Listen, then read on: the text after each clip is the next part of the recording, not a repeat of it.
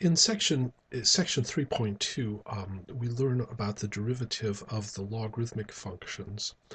And in order to do that, we will need a little bit of prerequisite material. First of all, we want to talk about the definition of the log. And this is a definition that you should have learned in a pre-calculus class or an algebra class someplace along the way, that if y is equal to log to the base b of x, that statement is equivalent to the statement x is equal to b to the y. X is equal to b to the y. And this statement is the inverse of the statement y is equal to b to the x. These would be inverse relationships because remember the x and y change places. And so in particular what we want to talk about is the natural log. And the natural log, let me write this off to the side here, y is equal to the natural log of x, which is equal to the log base e of x. E has special properties we'll see in a little bit. This would be equivalent to, excuse me, x is equal to e to the y, which is the inverse of y is equal to e to the x, the natural exponential function. Let's take a look at a picture of that. Picture of that is as follows. If I look at this, this is e to the x, okay? Y is equal to e to the x. And interchanging the x and y basically reflects across the line y equals x. So when I invert this function, I get this. All right, okay, and it didn't change up here, but it is a function, and this would be the function x is equal to e to the y, which is equivalent to the natural log of x. Okay, so let's take a look. Let's look at some examples of that then. All right, for example, if we can use that to evaluate this logarithmic expression, y is equal to log base 2 of 32.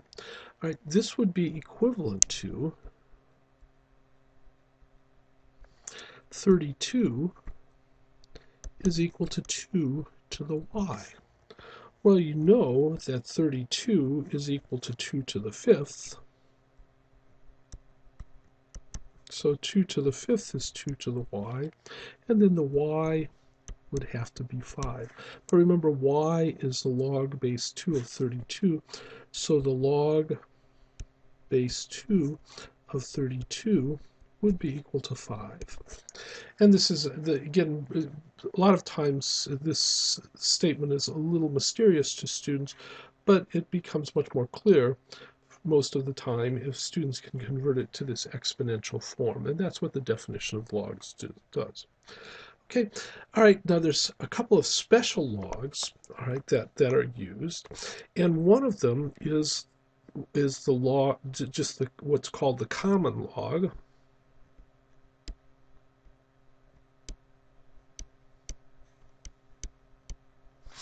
And the common log is the log base 10. So if you don't see a base written here and you see log, all right, then you realize you're dealing with the log base 10. Typically, the log base 10 is used in scaling things. The decibel scale, the pH scale, the Richter scale are all log base 10 scales. Okay. The other log, and we've already mentioned this, is the natural log, ln, and the natural log is the log base e of x, all right, where e is sort of a weird number, kind of like pi, but it's not nice for people, but the mathematics of it turns out nicely. E is approximately, you can't, it's irrational, so you can't write a decimal approximation. A decimal, I should say, decimal representation, but it's roughly 2.71828 and so forth. Okay, and you can find E on your calculator if you want more examples of that. All right. in addition to that, we're going to need some properties of logs. And so let's take a look at the idea. I'll state these in terms of natural logs, but they would apply for any log. You should be able to write similar statements for any other log. But let's take a look at this statement. Let's take a look at this statement, the natural log of a times b. Well, let's let m be equal to the natural log of a and n be the natural log of b, right? Then if we do that, right, then in exponential form,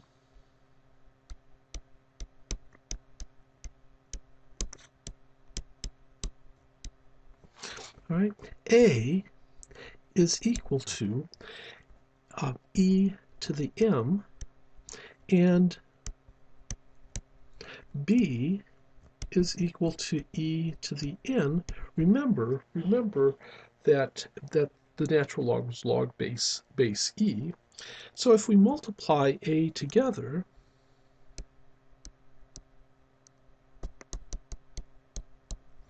we'd have a times b is equal to e to the m times e to the n, and from the property of exponents, this is e to the m plus n. So in summary statement, a times b is equal to e to the m plus n.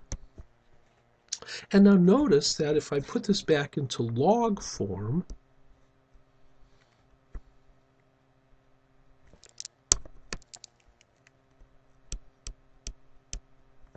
all right, the log form of this would be m plus n is equal to the natural log base e, of a times b.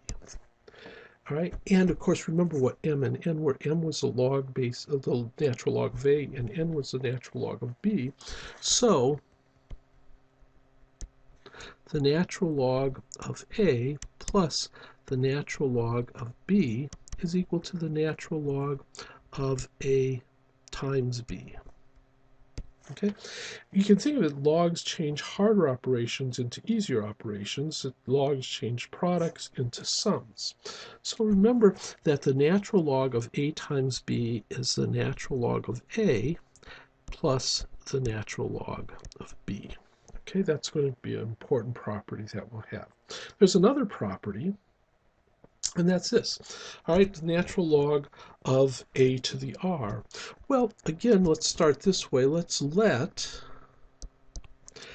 m be equal to the natural log of a. Okay. Then in exponential form,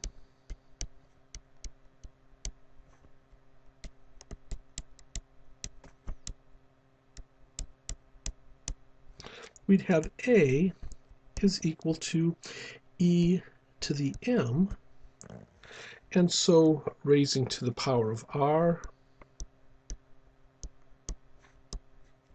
we'd have a to the r is equal to e to the m to the r, which is of course e to the r times m. Okay, so in summary statement, a to the r is equal to e to the r times m. Then putting it back into log form, we'd have that r times m is equal to is equal to the natural log of a to the r.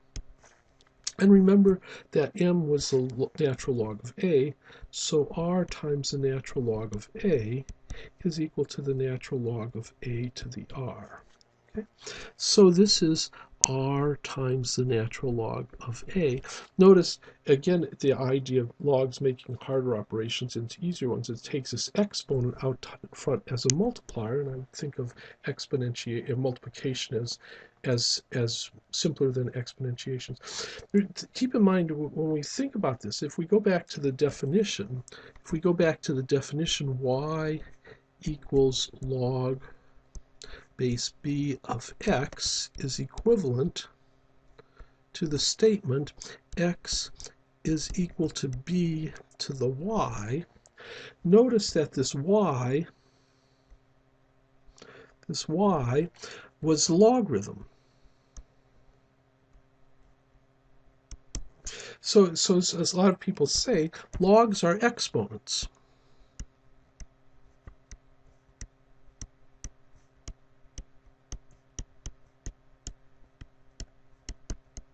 And all we're doing is we're applying those properties of exponents. These properties of logarithms are the same as the properties of exponents. Let's do one more. We won't have to go into quite as much detail. Let's suppose we have the natural log of a over b. Okay, well, this would be the same thing as the natural log of a times b to the negative first. And notice logs change products to sums, so that would be the natural log of a plus the natural log of b to the negative first.